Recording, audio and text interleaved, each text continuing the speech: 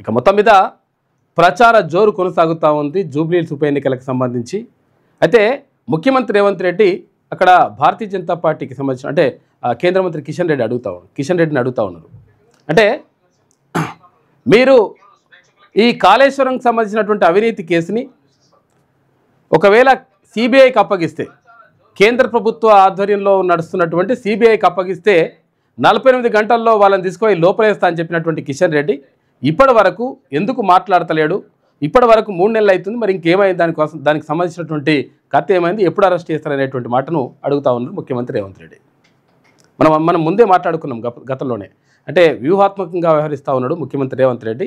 వ్యూహాత్మకంగా తీసుకుపోయి కేంద్రం అంటే సెంట్రల్ కోర్టులో వేసిన తర్వాత, ఇప్పుడు సెంట్రల్ కోర్టులో వేస్తే ఇప్పుడు వాళ్ళు అరెస్ట్ చేసి ఒక కథ, అరెస్ట్ చేయకపోతే ఒక కథ, విచారణ జరిపితే ఒక కథ, అట్లా రకరకాలుగా మొత్తం మీద వ్యూహాత్మకంగా వ్యవహరించండి అనేటువంటి మాటను చెప్పినాం. అదే జరుగుతూ ఉంది. ఇప్పుడు ఇంకా చాలా విషయాలు ఉన్నాయి. దాంతోపాటు అజారుద్దీన్కి మంత్రి పదవి అప్పయ్యారు, నిన్న బాధ్యతలు ఇచ్చిండ్రు. అంటే అడ్డూరు లక్ష్మణ్ కుమార్ దగ్గర ఉన్నటువంటి ఏది మైనార్టీ సంక్షేమానికి సంబంధించిన ఒక శాఖ, తర్వాత పబ్లిక్ అఫైర్స్కి సంబంధించి మళ్ళీ ఇంకొక శాఖ, 2 శాఖలని కేటాయిస్తూ ముఖ్యమంత్రి రేవంత్ రెడ్డి నిర్ణయం తీసుకుండు. అయిపోయింది. కానీ నిన్న మనం మాట్లాడుకున్నాం కదా, పాఠశాలలకు సంబంధించి ఎవరు అంటే రాష్ట్రంలో 23 లక్షల మంది అంటే 19 లక్షల మంది ప్రభుత్వ పాఠశాలల్లో చదువుకుంటూ ఉంటే ఆ 19 లక్షల మందిలో 10 లక్షల పైచిలుకు విద్యార్థులు ఎవరు ఉన్నారు అంటే బీసీ విద్యార్థులు ఉన్నారు. అంటే 55% పైన బీసీ విద్యార్థులు చదువుతూ ఉన్నారు. ఆ తర్వాత ఎస్సీ ఎస్టీ, ఆ తర్వాత మైనార్టీలకు సంబంధించి వీళ్ళే ఎక్కువగా, అంటే 92% మంది బీసీ ఎస్సీ ఎస్టీ మైనార్టీ విద్యార్థులే ప్రభుత్వ పాఠశాలల్లో చదువుతూ ఉన్నారు. ఇక మిగతా 8% మంది ఇక్కడ ఓసీలకు సంబంధించినటువంటి పిల్లలు చదువుతున్నారు. మరి అప్పుడు అక్కడ నిర్ణయాలు తీసుకునేటువంటి అధికారం వాళ్ళ చేతిలో ఉన్నప్పుడు, ఇక్కడ ఈ బడుగు బలహీన వర్గాలకు చెందినటువంటి కింది స్థాయిలో ఉన్నటువంటి ఆర్థికంగా వెనుకబడినటువంటి పిల్లలకు సంబంధించి వాళ్ళెందుకు పట్టించుకుంటారనేటువంటి మాట మనం చెప్పినాం. వాస్తవం అదే జరుగుతూ ఉంది. మనం చాలా విషయాలు మాట్లాడుకోవాలి. అసలు యాక్చువల్గా పాఠశాలల్లో అంటే ప్రభుత్వ పాఠశాలల్లో నిజంగా క్వాలిఫైడ్ టీచర్లు లేరా అంటే అద్భుతమైనటువంటి క్వాలిఫైడ్ టీచర్స్ అక్కడ ఉన్నారు. ప్రైవేటు పాఠశాలల కంటే అద్భుతంగా బోధించగలిగేటువంటి శక్తి ఉన్నటువంటి టీచర్లు ప్రభుత్వ పాఠశాలల్లో ఉన్నారు. మరి ఉన్నాక ఎందుకు ఏది ప్రభుత్వ పాఠశాలలో చేర్పించడానికి, తమ పిల్లల్ని చేర్పించడానికి తల్లిదండ్రులు ఇష్టపడడం లేదు అని చెప్పేసి మనం కారణాలు కనుక్కుంటే చాలా కారణాలు ఉన్నాయి. అంటే అక్కడ సరైనటువంటి వసతులు కల్పించకపోవడం, ఇన్ఫ్రాస్ట్రక్చర్ సరిగా లేకపోవడం, కనీసం కూర్చోవడానికి బెంచీలు లేకపోవడం, ఇంకా ప్రధానమైనటువంటి సమస్య అందరూ చెప్తుంది. కొంతమంది టీచర్లతో మాట్లాడితే ప్రధానమైనటువంటి సమస్య ఏముంది అంటే టాయిలెట్లు సరిగా లేవు. టాయిలెట్లు లేవు కొన్ని చోట్ల, ఏది అమ్మాయిలకు సంబంధించి. టాయిలెట్లు ఒకవేళ ఉన్నా కానీ వాళ్ళకి డోర్లు లేవు. ఒకవేళ డోర్లు ఉన్నా కానీ అక్కడ కనీసం దాన్ని అంటే క్లీన్ చేసేటువంటి వ్యవస్థ లేదు. తర్వాత ఇక్కడ స్వీపర్లు వ్యవస్థను కూడా లేదు. ఏమవుతుంది, ఇక్కడ ప్రభుత్వం 1200 లేకపోతే 2000 3000 రూపాయలు ఇస్తే ఎవరు పని చేయడానికి ముందుకు రారు. సరే, తూతు మంత్రంగా ఏదో జరిగిపోతుంది. ఇట్లా దీంతో అక్కడ టాయిలెట్లు సరిగా లేవు, తర్వాత ఇక్కడ ఇన్ఫ్రాస్ట్రక్చర్ సరిగా లేదు, మొత్తం కూడా భవనాలు అవన్నీ కూడా కొన్ని చోట్ల సరిగా లేవు.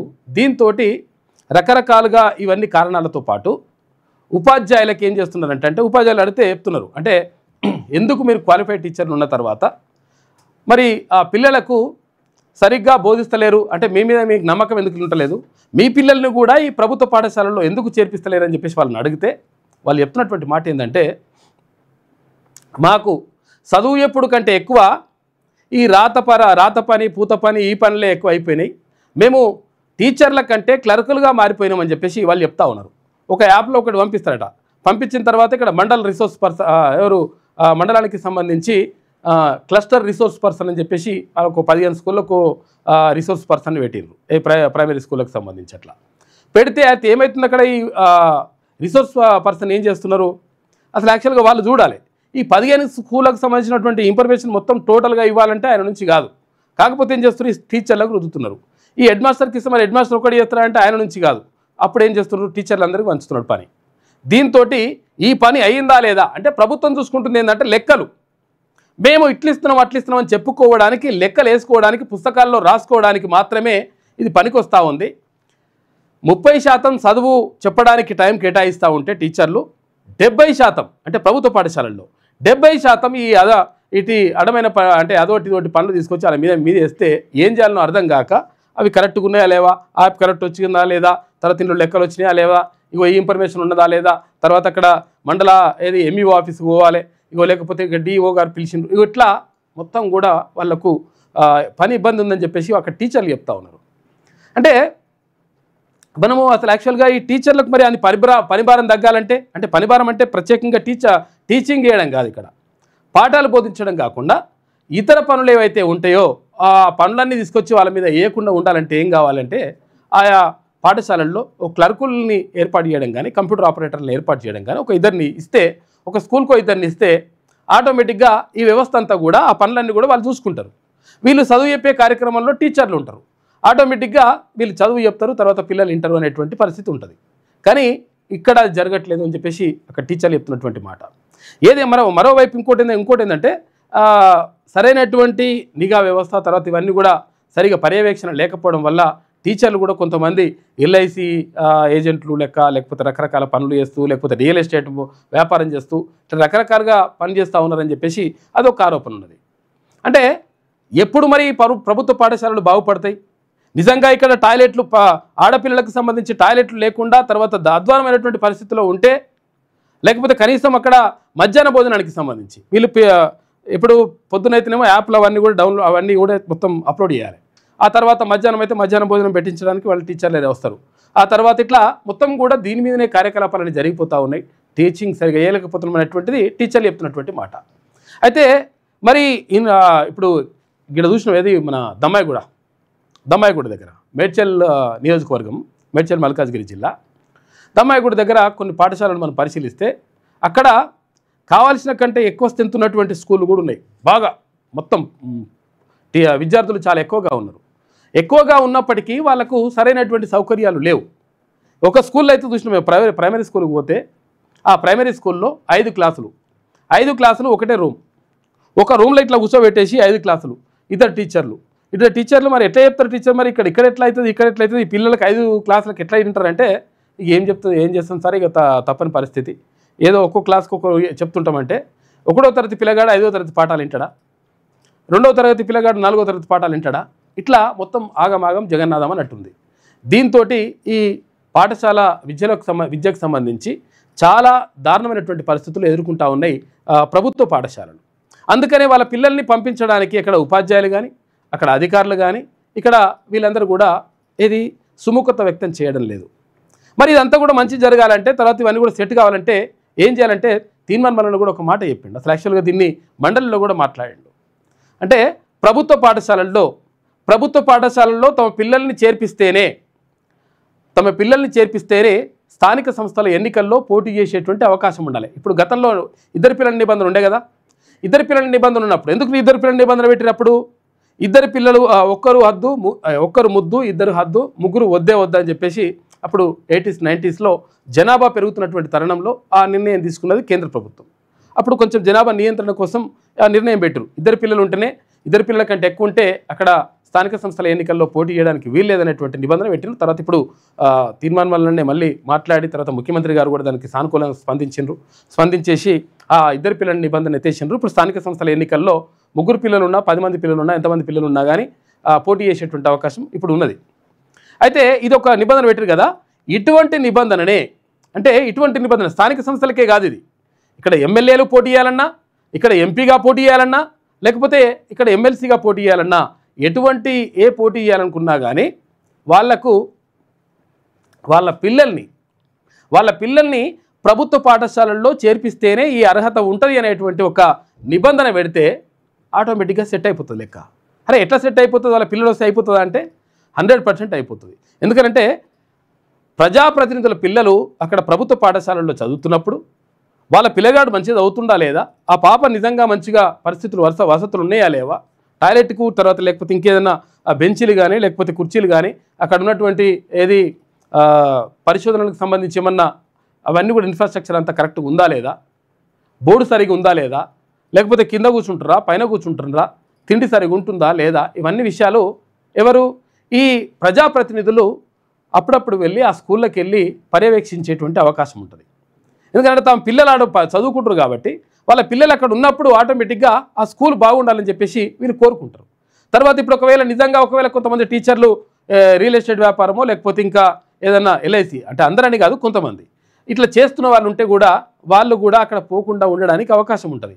ఎందుకంటే ఇక్కడ ప్రజాప్రతినిధుల యొక్క పర్యవేక్షణ ఉంటుంది కాబట్టి ఆటోమేటిక్గా స్కూళ్ళు సక్రమంగా నడుస్తాయి, బరాబర్ క్లాసులు ఇవన్నీ కూడా జరుగుతాయి. తర్వాత వాళ్ళకి కల్పించాల్సినటువంటి సౌకర్యాలు పాఠశాలకు కల్పించాల్సినటువంటి సౌకర్యాలు కల్పించినప్పుడు ఆటోమేటిక్గా వాళ్ళ టీచర్లు కూడా మంచిగా చెప్తారు.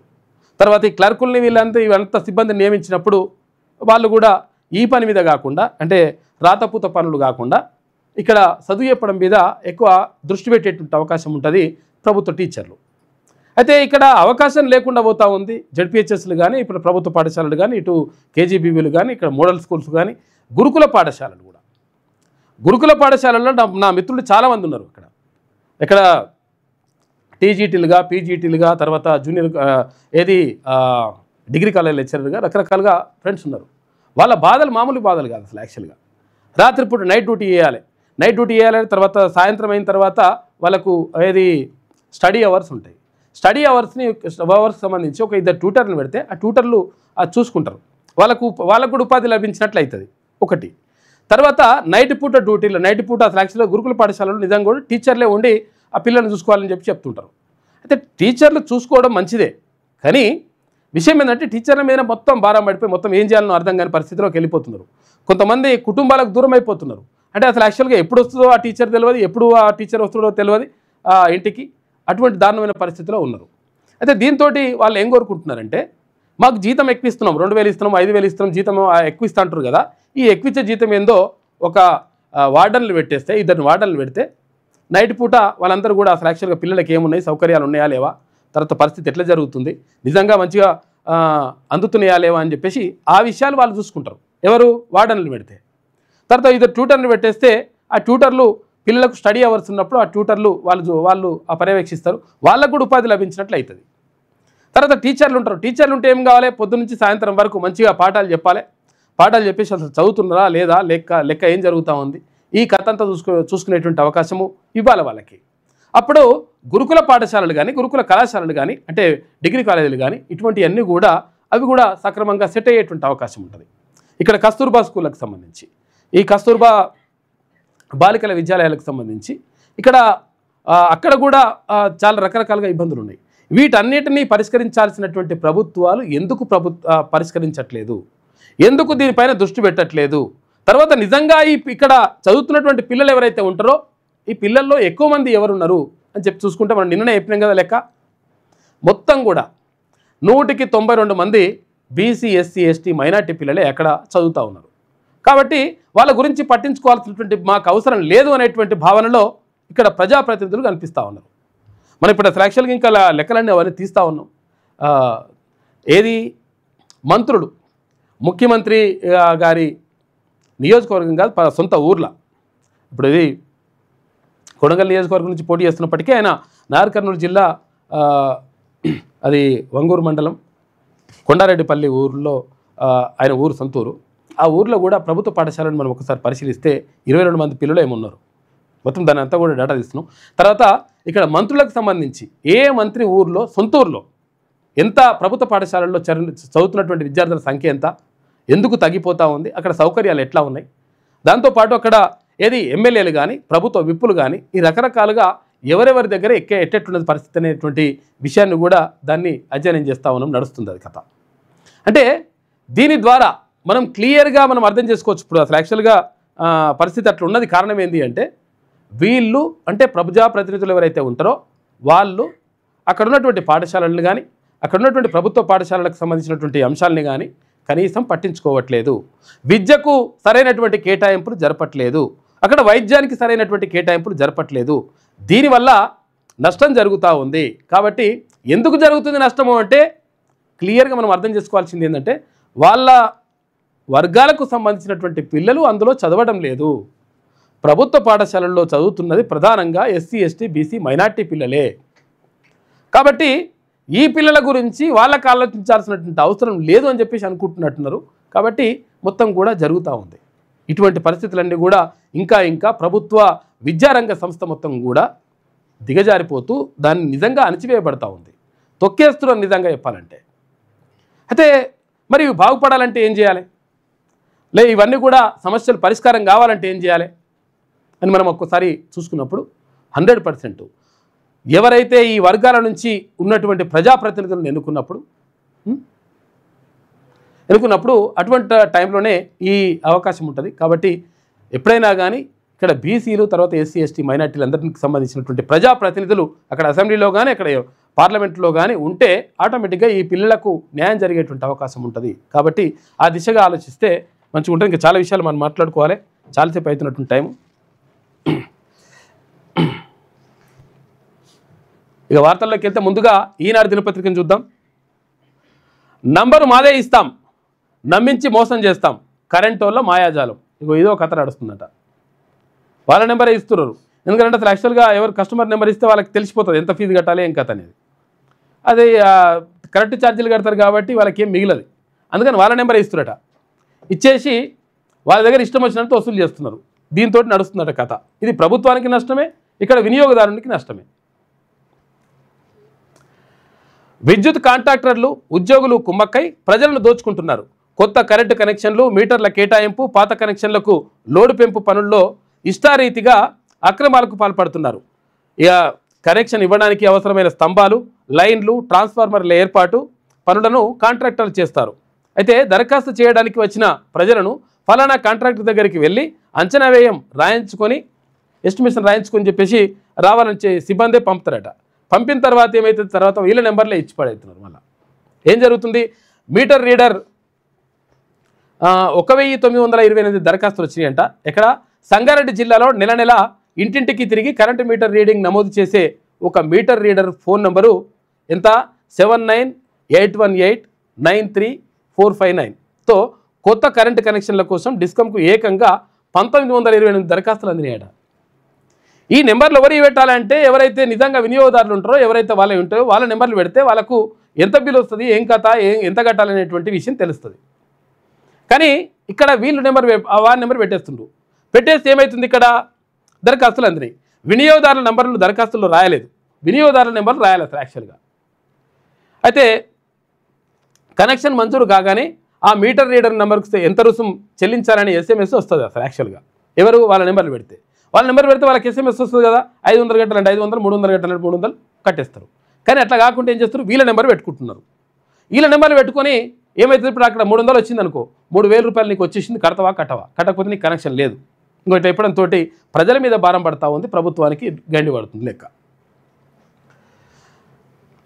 దరఖాస్తులో లేదు. కనెక్షన్ మంజూరు కాగానే ఆ మీటర్ రీడర్ నెంబర్ సంబంధించి ఎంత రుసుము చెల్లించాలని SMS వస్తుంది. ఎక్కువ సొమ్ము డిమాండ్ చేసి అలా ఇచ్చిన వారికే తొలుత కొత్త కనెక్షన్ ఏర్పాటు చేస్తున్నట్టు. ఎక్కువ పైసలు ఇస్తేనే లెక్క, లేకపోతే లేదు. కొత్త కనెక్షన్ ఇవ్వాలంటే వేరే ఫోన్ నెంబర్లతో కాంట్రాక్టర్లు, విద్యుత్ సిబ్బంది వందల దరఖాస్తులు చేస్తున్నారు. ఒక నెంబర్ పెట్టేసి ఆ నెంబర్ కొట్టేసేయని చెప్పేసి ఆ నెంబర్ పెడుతున్నారు. ఏ నెంబర్కైనా ఆ నెంబరే. విద్యుత్ కనెక్షన్లో కట్టాల్సిన ఫీజు ఎంతో దరఖాస్తుదారులకు మెసేజ్లు వెళ్లకుండా పన్నాగం పడుతున్నారట. ఎందుకంటే మెసేజ్ వెళ్తే వాళ్ళు ఎంత కట్టాలో తెలిసిపోతుంది కదా. కావాల్సినంత దండుకోవడానికి వ్యూహం రచిస్తూ ఉన్నారని చెప్పేసి ప్రత్యేక కథనం వేసింది ఈనాడు దినపత్రిక. ఒకసారి మన నెంబర్లను చూసుకుంటే ఇట్లున్నది కథ. మొబైల్ నెంబర్కి సీరియల్ నెంబర్ 1 2 3 4 6 1 నుంచి 6 వరకు. ఇక మొబైల్ నెంబర్లు ఇవి ఉన్నాయి. తర్వాత AGR NR రెగ్యులర్ కౌంట్ అని చెప్పేసి ఎంతమంది వినియోగదారులు అప్లై చేసుకున్నారో ఏం కథ అని చెప్పేసి వాళ్ళ నెంబర్లు చూసుకుంటే ఈ నెంబర్ మీద 9440496493 నెంబర్ మీద, ఆ నెంబర్ మీద 520 మంది 520 మందికి ఒకటే నెంబర్ ఇచ్చేసింట మనోగాడు. ఇక్కడ 9441727326 ఈ నెంబర్ ఉంది కదా, ఈ నెంబర్కి 417 మంది దరఖాస్తులు ఈ నెంబర్ మీద పెట్టేసిండట. ఇట్లా పెడితే ఏమవుతుందంటే వీళ్ళకి SMS వస్తుంది. SMS వస్తే ఎంత కట్టాలో తెలుస్తుంది వీళ్ళకు. కానీ ఇక్కడ 200 గట్టే దగ్గర 2000 రూపాయలు వసూలు చేస్తాడు, 2000 గట్టే దగ్గర 20000 రూపాయలు వసూలు చేస్తాడు. ఇటువంటి కథలు నడుస్తూ ఉన్నాయి.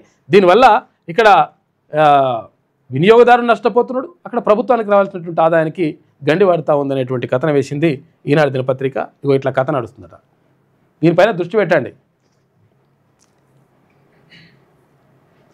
కేసీఆర్ కేటీఆర్లను అరెస్ట్ చేయలేదేం, కాళేశ్వరం కేసును మీరు కోరినట్టే సిబిఐకి అప్పగించాం, ఇంకా కేసే నమోదు చేయలేదు. కేసీఆర్కు లొంగకపోవడం నిజమైతే 11 లోపు ఎఫ్ఐఆర్ నమోదు చేయండి. కిషన్ రెడ్డికి సీఎం రేవంత్ రెడ్డి సవాల్ విసిరిండు. ఫార్ములా ఈ కేసులో కేటీఆర్ అరెస్టుకు గవర్నర్ అనుమతి కోరి 2 నెలలైంది, ఇప్పటి వరకు స్పందన లేదని చెప్పేసి వెల్లడించిండు. నిజంగా కూడా ఇప్పుడు ఏమైంది, ఇప్పుడు ఇక్కడ కాళేశ్వరానికి సంబంధించిన కేసు కేంద్ర మంత్రి కిషన్ రెడ్డి ఏమంటున్నారంటే ఇది మా సెంట్రల్ సంస్థలకు అప్పగించండి, సిబిఐకి అప్పగించండి, అప్పగిస్తే వాళ్ళ కథ ఎంతో చూస్తామని చెప్పేసి అన్నారు. అంటే అన్నట్టుగానే ఏం చేసిండు ముఖ్యమంత్రి రేవంత్ రెడ్డి వ్యూహాత్మకంగా ఆలోచించి సరే ఓకే అని చెప్పేసి సిబిఐకి అప్పగిస్తున్నామని చెప్పేసిండు. ఆ పేపర్ని తీసుకుపోయి ఆ బండలు తీసుకుపోయి అక్కడ పెట్టేసిండు. పెట్టేసిన తర్వాత ఇప్పుడు 3 నెలలు అయితే అతి లేదు గతి లేదు. దానిపైన మరి ఎఫ్ఐఆర్ నమోదు లేదు. తర్వాత ఇంకోటి దానికి సంబంధించి అసలు ఏం చేద్దాం, ఏం కథ, ఎంక్వైరీ లేదు, మన్ను లేదు, మసాడలు లేదు. దీంతో వాళ్ళు అట్లనే ఉండిపోతున్నారు అనేటువంటిది ముఖ్యమంత్రి ఆరోపణ. అంటే ఎందుకు అట్లనే ఉండిపోతున్నారు అని చెప్పేసి మళ్ళీ దానికి సంబంధించిన వివరణ కూడా ఇస్తూ బీఆర్ఎస్ పార్టీ తర్వాత బీజేపీ ఒక్కటైనే కాబట్టి బీజేపీ బీఆర్ఎస్ను కాపాడేటువంటి ప్రయత్నం చేస్తూ ఉంది ఈ కేసుల్లో. కాబట్టి లోపాయకారి ఒప్పందం ఉంది. గతంలో కవిత మాట్లాడింది ఏమని మాట్లాడింది, ఇక్కడ బీఆర్ఎస్ పార్టీని బీజేపీలో విలీనం చేయడానికి మొత్తం కూడా అప్పుడు ఓకే చేసి పడేసిన తర్వాత కొంచెం అటు ఇటు అయిపోయి మళ్ళీ ఆగిపోయింది అనేటువంటి మాట చెప్పింది. దీంతో ఏమవుతుంది ఇక్కడ ఇవన్నీ కూడా ఇప్పుడు ముఖ్యమంత్రి రేవంత్ రెడ్డి ఇక్కడ ప్రచారంలో భాగంగా అవన్నీ సంధిస్తూ ఉన్నాడు. భాజపా బరాసాల మధ్య చీకటి ఒప్పందం ఉంది, పగలు తిట్టుకుంటారు, రాత్రి కలుసుకుంటారు అని సీఎం రేవంత్ రెడ్డి ధ్వజమెత్తారు. జూబ్లీహిల్స్ ఉప ఎన్నిక ప్రచారంలో భాగంగా మంగళవారం రహమత్ నగర్ డివిజన్లో నిర్వహించిన రోడ్ షోలో సీఎం రేవంత్ రెడ్డి పాల్గొని మాట్లాడిండు. రహమత్ నగర్ డివిజన్లోని శ్రీరామ్ నగర్ పీజీఆర్ కూడలిలో ప్రసంగిస్తున్న సీఎం రేవంత్ రెడ్డి చిత్రంలో పొంగులేటి శ్రీనివాసరెడ్డి, మీర్జా రహమత్ బేగ్, అజారుద్దీన్, కోమటిరెడ్డి వెంకటరెడ్డి, నవీన్ యాదవ్, మహేష్ కుమార్ గౌడ్ వీళ్ళందరూ కూడా ఈ కార్యక్రమంలో పాల్గొన్నారు. ఇగో మళ్ళీ రైలు ప్రమాదం జరిగింది. బిలాస్పూర్ సమీపంలో జరిగిన ప్రమాదంలో గూడ్స్ రైలు పైకి ఎక్కింది ప్యాసింజర్ రైలు ఇంజను. దీంట్లో గూడ్స్ రైలును ఢీకొట్టిన ప్యాసింజర్ ఇటు లోకో పైలట్ సహా 8 మంది చనిపోయారు. లోకో పైలట్ అంటే ఏంటంటే డ్రైవర్, రైలు నడిపే డ్రైవర్ని లోకో పైలట్ అంటారు. లోకో పైలట్తో సహా 8 మంది చనిపోయారు. సహాయక లోకో పైలట్తో పాటు 14 మందికి గాయాలైనాయి అంట. అసిస్టెంట్ లోకో పైలట్తో పాటు 8 మంది చనిపోయారు. అది రోజుకో ప్రమాదాలు అయితే మస్తు జరుగుతున్నాయి. ఇక హిందూజా గ్రూప్ చైర్మన్ గోపిచంద్ కన్నుమూత అని చెప్పేసి ఒక వార్త కనిపిస్తామని చనిపోయినట్ట పాపమైన. ఇక హైదరాబాద్లో డైస్ బోర్స్ GCC AI cyber security cloud ఇంజనీరింగ్లో ఉద్యోగాలు అని చెప్పేసి ప్రారంభించిన మంత్రి శ్రీధర్ బాబు అని చెప్పేసి ఒక వార్త కనిపిస్తూ ఉంది. ఫీజు రియంబర్స్మెంట్ నిధులపై కమిటీ చేసిండ్రు. ఏమైంది అసలు యాక్చువల్గా ఫీజు రియంబర్స్మెంట్ 1 టైం సెటిల్మెంట్ చేస్తా అని ప్రభుత్వం గతంలో ప్రకటించింది. ముఖ్యమంత్రి రేవంత్ రెడ్డి దీనికి సంబంధించి ఆయన మాట్లాడిన తర్వాత ఫీజు రియంబర్స్మెంట్ మేము 1 టైం సెటిల్మెంట్ చేస్తాం. గతంలో 3 సంవత్సరాలు కేసీఆర్ ప్రభుత్వం అంటే బీఆర్ఎస్ ప్రభుత్వం అప్పుడు 3 సంవత్సరాలు బకాయిలు పెట్టింది. తర్వాత ఇప్పుడు కూడా కొన్ని బకాయిలు ఉన్నాయి, అవన్నీ కలిసి 1 టైం సెటిల్మెంట్ చేసేసి వాళ్ళకు మంచి చేస్తామనేటువంటి మాటను చెప్పిండ్రు. మంచిగానే ఉన్నది కానీ తర్వాత ఇప్పటి వరకు పూర్తి స్థాయి ఆచరణలో లేదు. ఎంతో కొంత ఇవ్వడం తప్ప సగం అన్న ఇస్తారంటే సగం కూడా ఇవ్వలేని పరిస్థితి ఉంది. దీంతో ఎక్కడ ప్రైవేటు విద్యా సంస్థల యాజమాన్యాలు, ఉన్నత విద్యా సంస్థల యాజమాన్యాలు ఏం చేసినాయి, మొత్తం కూడా మేము బంద్ చేస్తున్నాం, ఇవన్నీ కూడా మూసేస్తాము, తర్వాత ఎట్లా నడుస్తూ చూద్దామని చెప్పేసి వాళ్ళు అట్లా వచ్చిండ్రు, సమ్మెకు దిగిండ్రు. దీంతో ఇప్పుడు ప్రభుత్వం ఆలోచనలో పడి ఒక కమిటీని అయితే వేసిందట.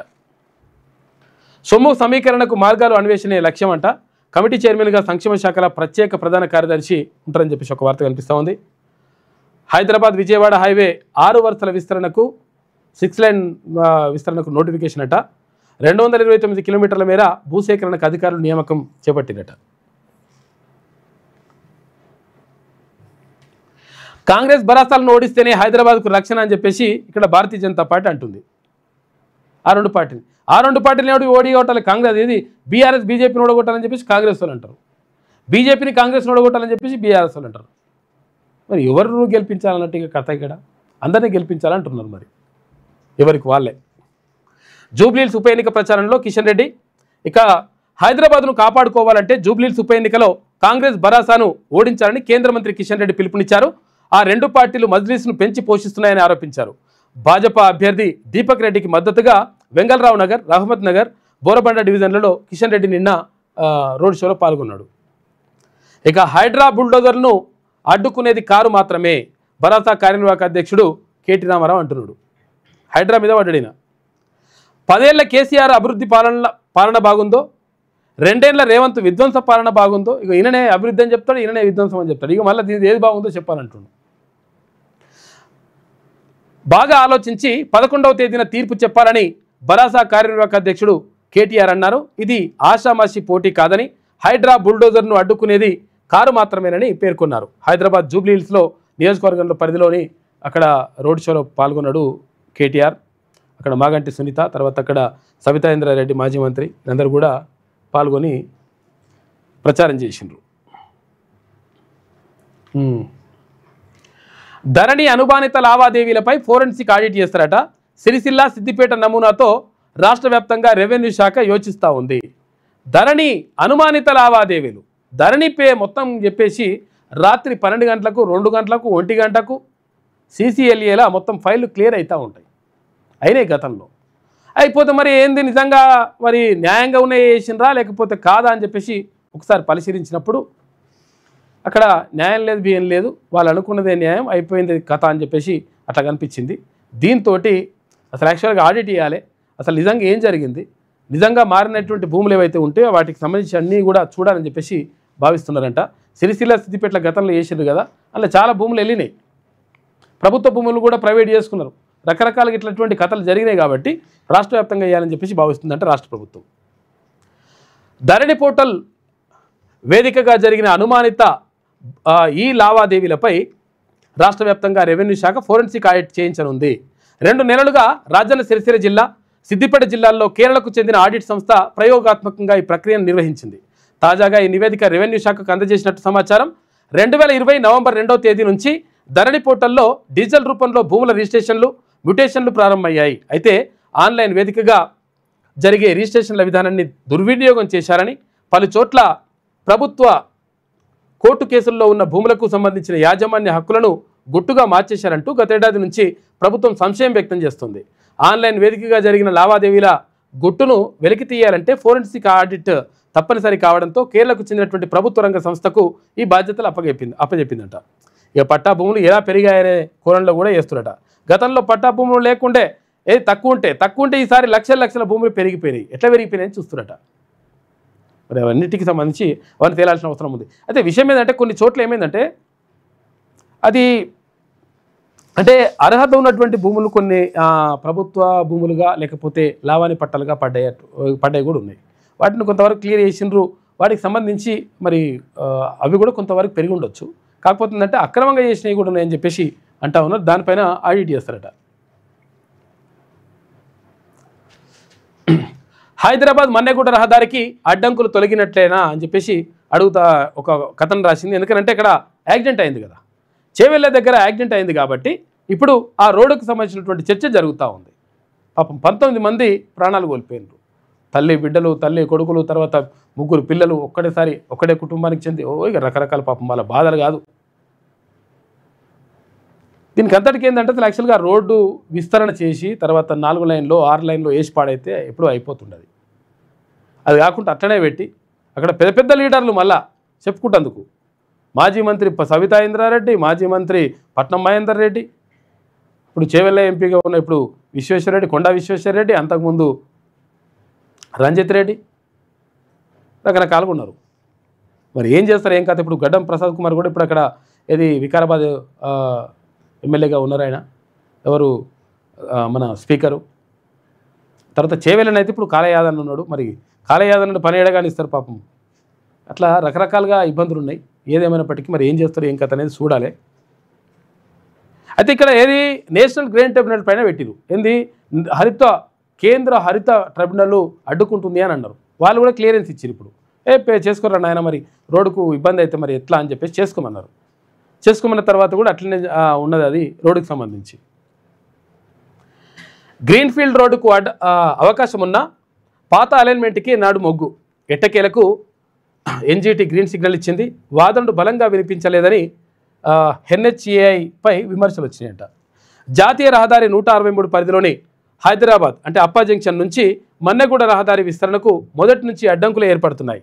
తాజాగా ఎన్జీటీ అంటే national green tribunal green signal ఇవ్వగా ఇతర ప్రత్యామ్నాయాలను విస్మరించి మర్రి చెట్టు ఉన్నటువంటి మార్గానికే మొగ్గు చూపడం ఇప్పటికీ చర్చనీయాంశంగానే ఉంది. అలైన్మెంట్లో మార్పులు చేస్తే రోడ్డు భద్రత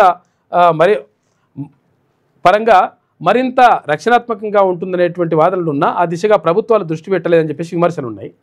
ఇప్పుడు నేషనల్ గ్రీన్ ట్రిబ్యునల్ అని చెప్పేసి అంటున్నారు. ఇప్పుడేది అక్కడ అదే ఊర్లో చేవెళ్ళ అవతల మొత్తం దానికి ఇచ్చిగా రాడార్లు, ఈ రాడార్లకు బీడార్లకు భూములు ఇస్తే అక్కడ మొత్తం కొన్ని లక్షల చెట్లు నరికేసిండ్రు. మరి లక్షల చెట్లు నరికేసినప్పుడు ఇక్కడ రాష్ట్ర ప్రభుత్వం సహకరించింది, అక్కడ కేంద్ర ప్రభుత్వం సహకరించింది. రాడార్లు అవన్నీ కూడా ఏర్పాటు చేసుకుంటే మంచిగా ఉంటుంది అట్లా అని చెప్పేసి అన్నారు. మరి రోడ్డు విస్తరణకు సంబంధించి ఇది ప్రజలకు అవసరాలకు సంబంధించిన విషయం వచ్చినప్పుడు దీని గురించి మాత్రం పట్టించుకుంటలేరు. కాబట్టి ఇక్కడ మనం ప్రభుత్వంలో ఉన్నటువంటి మనుషుల్లో చిత్తశుద్ధి ఉంటే ఇదంతా కూడా జరిగిపోతుంది. గతంలో బీఆర్ఎస్ ప్రభుత్వం 10 ఏళ్ళు అధికారంలో ఉన్నది, ఈ పని చేసినటువంటి దాఖలాలు కనిపించలే. అంతకుముందు రకరకాల ప్రభుత్వాలు ఉన్నాయి ఉమ్మడి రాష్ట్రంలో, అప్పుడు చేయలేరు. మొత్తం ఆగమాగం జగన్నాథం. పాపం ప్రజలు మాత్రం చాలా ఇక్కట్లు పడుతూ ఉన్నారు. రహదారి వివరాలు ఇట్లున్నాయంట. రహదారి పొడవు మొత్తం 46,405 కిలోమీటర్లు, 46.405 కిలోమీటర్ల. ఓకే, ఖర్చు 785 కోట్ల రూపాయలంట. పైపు కలవట్లు ఎన్ని ఉన్నాయంటే 35 ఉన్నాయి. ఇక బాక్సు కలవట్లు 77 ఉన్నాయి. అండర్ పాసులు 17 ఉన్నాయి. వంతెనలు అంటే బ్రిడ్జులు 2 ఉన్నాయి. డ్రైన్ కాలువ 38.40 కిలోమీటర్లు ఉంది. ఇక బైపాస్ రహదారులు చేవెళ్ళలో 6.36 కిలోమీటర్లు ఉంటే మొయినాబాద్ దగ్గర 4.35 కిలోమీటర్లు ఉన్నదంట. ఇట్లా మొత్తం రకరకాలుగా ఉన్నది పరిస్థితి. మరి ఏంది అని చెప్పేసి చూడాల్సిన అవసరం ఉన్నది. ఎందుకంటే దీంతో రోడ్డు సరిగా లేకపోవడంతో గుంతలు ఉండడంతో ఆ గుంతను తప్పించబోయి అట్టా కంకర అది ఉంటుందిగా లారీ గుద్దేసింది. గుద్దేయడమే కాదు, విషయం ఏంటంటే అసలు యాక్చువల్గా ఇక్కడ రోడ్డు భద్రతకు సంబంధించి కూడా అధికారుల నిర్లక్ష్యం కూడా ఇక్కడ ఉన్నది క్లియర్గా. అరే 25 టన్నులు తీసుకోవాల్సింది 45-50 టన్నులు తీసుకుపోతే ఉంటారా నాయన? ఆ కంట్రోల్ కూడా డ్రైవర్ కూడా చచ్చిపోయాడు. దీనిపైన ప్రత్యేక దృష్టి పెట్టాల్సిన అవసరం ఉన్నది. ఇక పత్తి రైతు నెత్తిన 7 క్వింటాల పిడుగు అని చెప్పేసి కొనుగోలు పరిమితితో కొత్త కష్టాలు, తక్కువ ధరకే వ్యాపారులకు అమ్ముకోవాల్సిన దుస్థితి ఏర్పడ్డదని చెప్పేసి ఒక వార్త కనిపిస్తూ ఉంది. పత్తి కొనుగోలును ఎకరాకి 7 క్వింటాలకు పరిమితం చేస్తూ సీసీఐ జారీ చేసిన ఉత్తర్వులు రాష్ట్ర రైతుల పాలిట అశనిపాతంగా మారాయి. రాష్ట్రంలో సీజన్ ఆరంభంలో వర్షాభావం, ఆ తర్వాత భారీ వర్షాలతో పత్తి రైతులు తీవ్ర ఇబ్బందులు ఎదుర్కొంటున్నారు. మరోవైపు ఈసారి సీసీఐ కొత్త నిబంధనలు విధించడంతో కొనుగోళ్లు 3 వారాలకు ఆలస్యంగా మొదలవుతున్నాయట.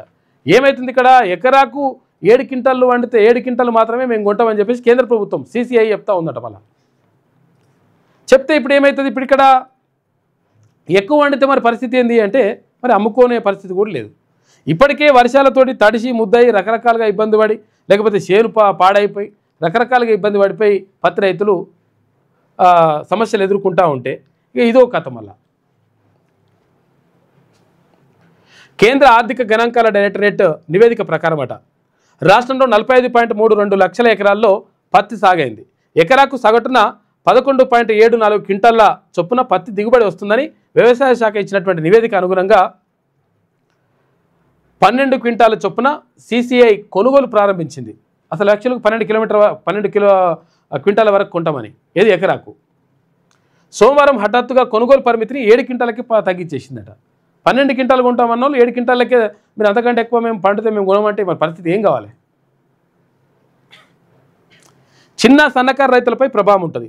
రాష్ట్రంలో 24.12 లక్షల మంది రైతులు పత్తి సాగు చేశారు. ఇందులో 70% మంది 3 ఎకరాల వరకు ఉన్నటువంటి చిన్న సన్నకారు రైతులే. ఇప్పటి వరకు 7,705 మంది రైతులు నుంచి 119.89 కోట్ల రూపాయల విలువైన 15,229 టన్నుల పత్తిని మాత్రమే కొనుగోలు చేసింది. సోమవారం 10,434 టన్నులు కొనగా కొత్త నిబంధన అమల్లోకి వచ్చాక మంగళవారం 4,795 టన్నులు మాత్రమే కొన్నారట. చూసుకో, ఇక 10,000 టన్నులకు 4,000 టన్నులు కొంటే ఏమవుతుంది కథ? ఈ మిగతా ఏం చేసుకోవాలరా నాయన? పోయి ఆ నిబంధన ఓడి పెట్టిన వాడిని తీసుకుపోయి ఆ పత్తిలేసి తలగబెట్టుర్రి, పీడ పోతుంది. పార్టీ ఫిరాయింపులపై 6 నుంచి విచారణ. ఎమ్మెల్యేల పార్టీ ఫిర్యాదుపై ఈ నెల 6 నుంచి విచారణ నిర్వహించాలని స్పీకర్ గడ్డం ప్రసాద్ కుమార్ నిర్ణయించారు. గత అసెంబ్లీ ఎన్నికల్లో తమ పార్టీ తరఫున గెలిచినటువంటి 10 మంది ఎమ్మెల్యేలు కాంగ్రెస్లోకి మారారని భరాసా ఎమ్మెల్యేలు స్పీకర్కు ఫిర్యాదు చేయగా ఇప్పటి వరకు ప్రకాష్ గౌడ్, గూడెం మైపాల్ రెడ్డి, కాళ యాదయ్య, బండ్ల కృష్ణమోహన్ రెడ్డిలపై వచ్చిన ఫిర్యాదులపై ఇరుపక్షాల వాదోపవాదాలు పూర్తయినాయంట. ఇక 6, 12వ తేదీల్లో తెల్లం వెంకట్రావు, సంజయ్లపై పిటిషన్లు, 7, 13వ తేదీల్లో పోచారం శ్రీనివాసరెడ్డి, తర్వాత అరికపూడి గాంధీలపై పిటిషన్ల విచారణ నిర్వహిస్తారు. ఆయా తేదీల్లో ఇరుపక్షాలకు చెందిన న్యాయవాదులు తమ వాదనలు వినిపిస్తారు. ఈ మేరకు అసెంబ్లీ కార్యదర్శి నరసింహాచార్యులు ఇటు మంగళవారం షెడ్యూల్ విడుదల చేశారు. ఇక ఎమ్మెల్యేల పార్టీ ఫిరాయింపుల విచారణకు గత నెల 31తో సుప్రీంకోర్టు ఇచ్చిన గడువు ముగిసిపోవడంతో మరో 2 నెలలు గడువు కావాలని చెప్పి స్పీకర్ కార్యాలయం అక్కడ సుప్రీంకోర్టుని రిక్వెస్ట్ చేసింది. అయితే విషయం ఏంటంటే ఇప్పుడు 4 విచారణ అయిపోయింది, ఇంకా 4 విచారణ ఏది ఇప్పుడు 6వ తారీఖు, 12వ తారీఖు, 7వ తారీఖు, 13వ తారీఖు ఇవన్నీ నడుస్తాయంట. వీళ్ళవి ఇంకిద్దరు ఉన్నారు. ఇప్పుడు 8 మంది అవుతారుగా, 4 అయిపోయారు, వీళ్ళు 4. ఇంకిద్దరు ఉన్నారంటే ఎక్కడ ఏది కడియం శ్రీహరి, తర్వాత ఇక్కడ స్టేషన్ కన్పూర్ నుంచి కడియం శ్రీహరి, తర్వాత ఇక్కడ ఖైరతాబాద్ నుంచి మన దానం నాగేందర్. ఇక ఇప్పుడు వీళ్ళిద్దరు ఉన్నారు. వీళ్ళిద్దరికి సంబంధించి ఏంటి అంటే వీళ్ళిద్దరిపైన తీవ్రమైనటువంటి ఆరోపణలు ఉన్నాయి. తర్వాత అంటే ఇక్కడ పార్టీ ఫిరాయింపులకు సంబంధించి అక్కడ ఆయన కడియం శ్రీహరి కూతురు కడియం కావ్య ఇక్కడ ఎంపీగా పోటీ చేయడంతో ఆ ప్రచారానికి కాంగ్రెస్ పార్టీ నుంచి పోటీ చేస్తే ఆ ప్రచారానికి వెళ్ళి కాంగ్రెస్ ప్రచారంలో పాల్గొనడం, కండువాలు వేసుకోవడం, ఇవన్నీ కూడా మొత్తం క్లియర్గా ఎవిడెన్స్ దొరికింది. తర్వాత ఇక్కడ దానం నాగేందరు కాంగ్రెస్ పార్టీ నుంచి ఎంపీగా పోటీ చేసేసిండు ఏది లోక్సభ స్థానానికి. దాంతో వీళ్ళిద్దరు ఇప్పుడు కొంచెం సందిగ్ధంలో ఉన్నారు. ఈ 2 చోట్ల కూడా ఉప ఎన్నిక వచ్చేటువంటి అవకాశం ఎక్కువ అయితే కనిపిస్తుందని చెప్పేసి విశ్లేషకులు అంటున్నారు. తర్వాత ఈ నలుగురు ఇప్పుడు 8 మంది ఉన్నారు కదా, ఈ 8 మంది అయితేనేమో మేము అభివృద్ధి కోసం మేము ముఖ్యమంత్రి గారిని కలిసినాం, మేము వేసుకున్నది కాంగ్రెస్ కండువ కాదు, మేము వేసుకున్నది జాతీయ జెండా అని చెప్పేసి ఇట్లా చెప్పుకొస్తున్నారు వాళ్ళు. దాంతో అట్లా నడుస్తూ ఉంది. ఇంకా స్పీకర్ ఇంకా 4 సంబంధించి డేట్లు చెప్పేసిండ్రు. పాపం రైతుల బాధ ఎట్లుంటుందంటే ఇంత దారుణమైనటువంటి సంఘటనలు ఎదుర్కొంటారు వాళ్ళు. పాపం కష్టపడి అన్నీ వేసి వస్తే ఆడ వస్తే కథం అయిపోయాయి ఒడ్లు. కరీంనగర్ జిల్లాలోని పలు మండలాల్లో మంగళవారం ఉదయం కురిసిన వర్షానికి రైతులు ఆగమయ్యారు. కొనుగోలు కేంద్రాలు, కల్లాల వద్ద నిల్వ చేసిన ధాన్యం తడిసిపోవడంతో కన్నీరు మున్నీరు అయ్యారు. ఇక హుజూరాబాద్ మండలం ఇక సిర్సాపల్లి గ్రామంలో రైతు దంపతులు చెరువు సమీపంలోని రోడ్డుపై ధాన్యం ఆరబోయగా భారీ వర్షాలకు చెరువులోకి కొట్టుకుపోయింది. వాటిని కాపాడుకునేందుకు దంపతులు తిప్పలు పడుతున్న దయనీయ దృశ్యము ఇట్లా కనిపిస్తూ ఉంది. ఇక్కడ రోడ్డు మీద పోసినట్టు రోడ్డు మీద పోస్తే చెర్ల కొట్టుకుపోయింది. పాపం దోషులతో ఎత్తుతున్నారు. ఏడెత్తితే ఏమవుతుంది, ఏం కథ అంతా వాయగా. నిన్న ఇక్కడ నల్లగొండ జిల్లా కేంద్రంలో నిర్వహించినటువంటి తెలంగాణ రాజ్యాధికార పార్టీ నిర్వహించినటువంటి కార్యక్రమం మీ ప్రశ్న మల్లన్న జవాబు, ఓపెన్ టాక్ విత్ తీన్మన్ మల్లన్న అనేటువంటి కార్యక్రమానికి భారీ స్పందన లభించింది. అక్కడ రకరకాలుగా ప్రశ్నలు అడిగినరు అక్కడ ఉన్నటువంటి ప్రజలు కానీ, మేధావులు కానీ, బీసీ సంఘాల నాయకులు కానీ, అటు జర్నలిస్టులు కానీ, రకరకాలుగా అన్ని వర్గాల నుంచి విద్యార్థులు కానీ అన్ని రకాలుగా అక్కడ ప్రశ్నలు అడిగితే తీన్మన్ మల్లన్న వాటికి సమాధానం చెప్పిండు.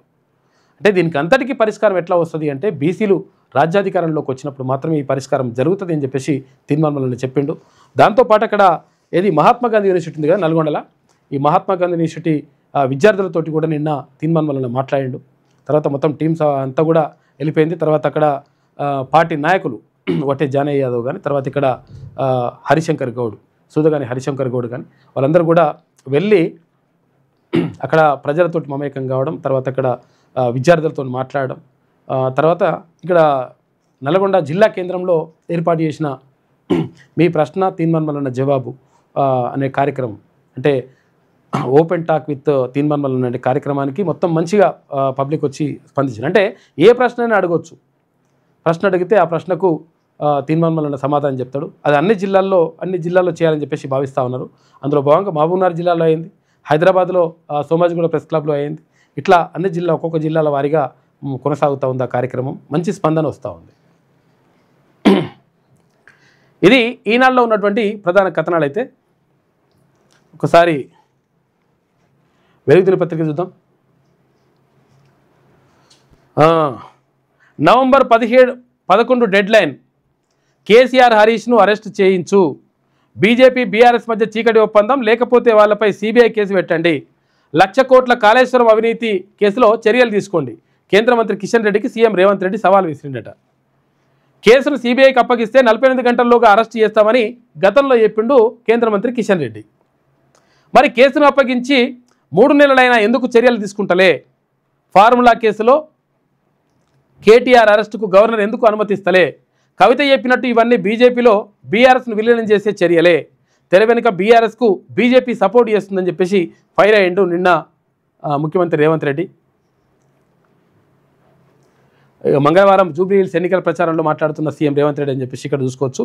అక్కడ నవీన్ యాదవ్ క్యాండిడేట్. కారు ఢిల్లీ చేరగానే కమలం అవుతున్నది, కారు స్టీరింగ్ మోడీ చేతిలో ఉంది, అందుకే ఇక్కడ బీఆర్ఎస్ను వెనకేసుకొచ్చే పనిలో బీజేపీ ఉంది. బీజేపీ బీఆర్ఎస్ వేర్వేరు కాదు, కారు ఢిల్లీకి చేరగానే కమలంలా మారిపోతున్నది. ఈ రెండు పార్టీలు ఒక్కటే. 10 ఏళ్ల బెంజ్ కారులో తిరిగిన బిల్లా రంగాలు అంటే ఇప్పుడు హరీష్ రావు కేటీఆర్ వాళ్ళ పేర్లు చెప్తున్నాడు ఆయన. ఇప్పుడు ఆ కారు పంచర్ కావడంతో గల్లీలో ఆటోలో తిరుగుతూ ఆటో వాళ్ళని రెచ్చగొడుతున్నారని చెప్పేసి నిన్న ముఖ్యమంత్రి రేవంత్ రెడ్డి మాట్లాడాడు. బీజేపీ బీఆర్ఎస్ మధ్య చీకటి ఒప్పందం లేకపోతే ఈ నెల 11లోగా సిబిఐతో కేసీఆర్ హరీష్ రావును అరెస్టు చేయించాలని కేంద్ర మంత్రి కిషన్ రెడ్డికి సీఎం రేవంత్ రెడ్డి సవాల్ విసిరారు. ఇక కాళేశ్వరం కేసును సిబిఐకి అప్పగిస్తే వాళ్ళిద్దరిని 48 గంటల్లో జైల్లో వేస్తామన్న కిషన్ రెడ్డి ఆ కేసును సిబిఐకి ఇచ్చి 3 నెలలు గడుస్తున్నా ఎందుకు ఆ పని చేయడం లేదని చెప్పేసి ప్రశ్నించిండు ముఖ్యమంత్రి. ఇక మంత్రి అజారుద్దీన్కు మైనార్టీ సంక్షేమం, పబ్లిక్ ఎంటర్ప్రైజెస్ కూడా అప్పగించారు, శాఖలు కేటాయించిన ప్రభుత్వం. కొత్తగా మంత్రివర్గంలో చేరిన మహమ్మద్ అజారుద్దీన్కు ప్రభుత్వం శాఖలు కేటాయించింది. ఆయనకు మైనార్టీ సంక్షేమం, పబ్లిక్ ఎంటర్ప్రైజెస్ శాఖలు అప్పగించింది. ఈ మేరకు సిఎస్ రామకృష్ణారావు మంగళవారం ఉత్తర్వులు జారీ చేసిండు.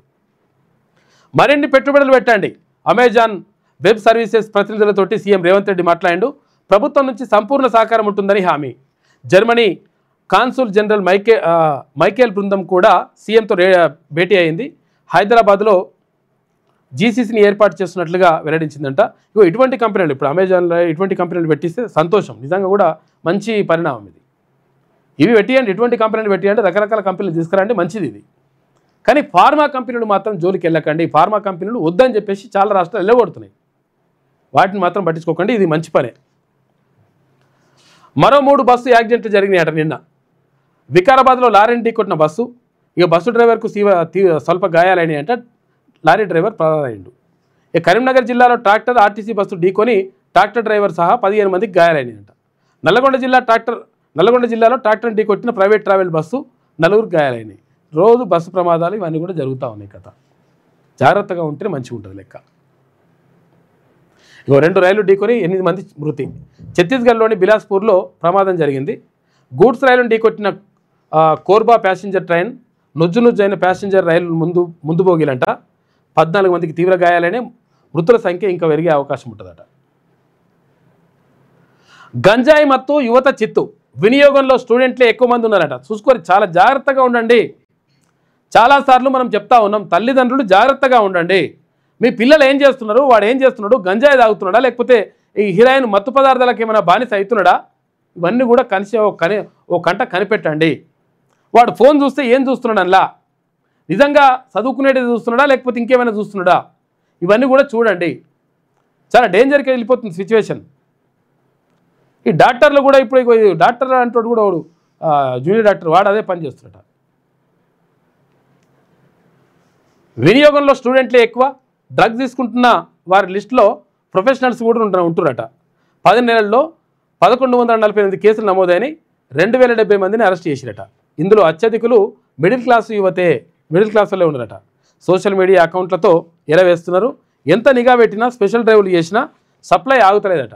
గ్రామాల నుంచి వచ్చి మరీ గంజాయి కొనుగోలు చేస్తున్నట పిల్లలు. గంజాయి డ్రగ్స్కు కాలేజీ స్టూడెంట్లు యువతే ఎక్కువగా బానిసలుగా మారుతున్నారు. కాలేజీలు, కార్పొరేట్ విద్యా సంస్థల ప్రాంగణాలు వీటికి అడ్డాగా మారుతున్నాయి. గంజాయి వినియోగంలో మధ్యతరగతి కుటుంబాలకు చెందిన యువతే ఎక్కువ ఉండడం ఆందోళన కలిగిస్తోంది. మరోవైపు కొకైన్, ఇతర సింథటిక్ డ్రగ్స్ తీసుకుంటున్న వారిలో ప్రొఫెషనల్స్, వ్యాపారవేత్త వంటి హై ప్రొఫైల్ వ్యక్తులు ఉండడం చీకటి కోణాన్ని వెలుగులోకి తెస్తోంది. పోలీసు, ఎక్సైజ్ శాఖలు ఎన్ని ప్రత్యేక డ్రైవ్లు చేపట్టినా, ఎంత నిఘా పెట్టినా ఈ డ్రగ్స్ గంజాయి దందాకు అడ్డుకట్ట పడతలేదంట. దీని మీద మళ్ళీ ఇంకా నిఘా పెట్టండి. తీసుకొని లోపల ఏవి కొడుకుని లోపల వేయడం కాదు, మళ్ళీ రావద్దు బయట, వాళ్ళకు బయట రావద్దు వాళ్ళకి, ఇక మొత్తం అట్లే పెట్టాలని. డాక్టర్ సాబ్ డ్రగ్స్ దందనట. ఈ డాక్టర్ వాడు ఏదో పరిశాన్ ఉన్నది. మంచి డాక్టర్లు ఉంటారు, ఎటువంటి వాళ్ళు లంకతలు పడి వీళ్ళందరికీ చెడపేరు తెస్తారు. సరదాగా మొదలుపెట్టి బానిసగా మారి అమ్మకందారుగా అవతారం, డ్రగ్స్ తెచ్చిస్తూ అమ్మించిన 3 ఫ్రెండ్స్ అంట. గాంధీలో ఫోరెన్సిక్ పీజీ చేస్తున్న జాన్ పాల్ని అరెస్ట్ చేసిరు. అతడి ఇంట్లో 3 లక్షల విలువైన డ్రగ్స్ సీజ్ చేసిండ్రు. మిగతా 3 నిందితుల కోసం గాలింపు చేపట్టిరట. హైదరాబాద్ ముషీరాబాద్లో ఘటన.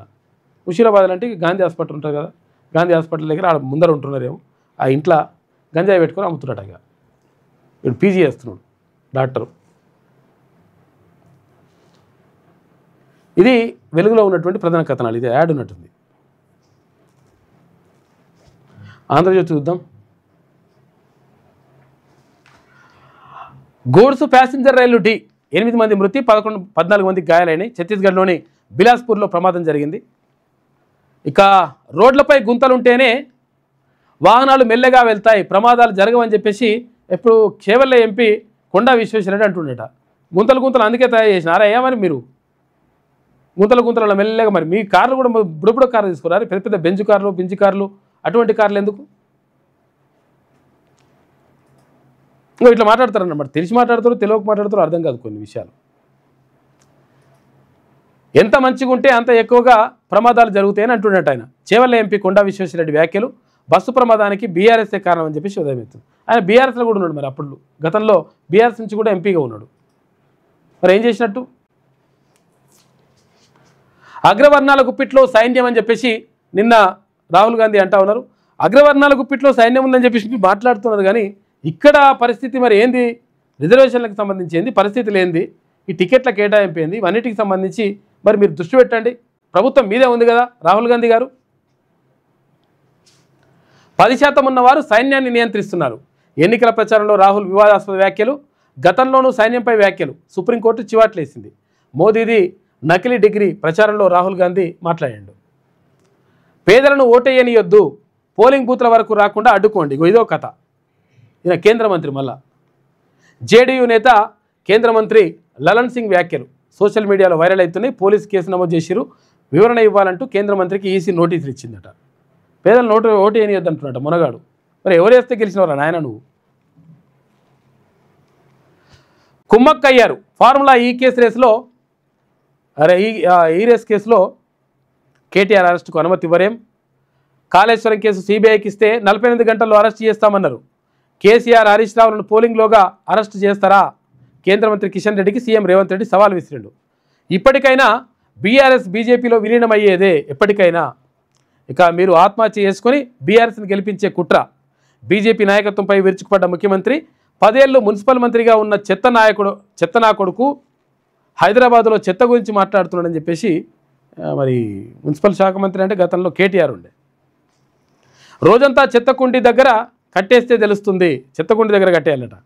ఎన్నికల తర్వాత జూబ్లీహిల్స్కు 4000 ఇందిరమ్మ ఇండ్లు ఇస్తామని చెప్పేసి ముఖ్యమంత్రి అంటుండు. 30,000 మెజారిటీతో గెలుస్తాం రోడ్డు షోలో రేవంత్ రెడ్డి. ఇక కాంగ్రెస్ అలర్ట్ అయింది.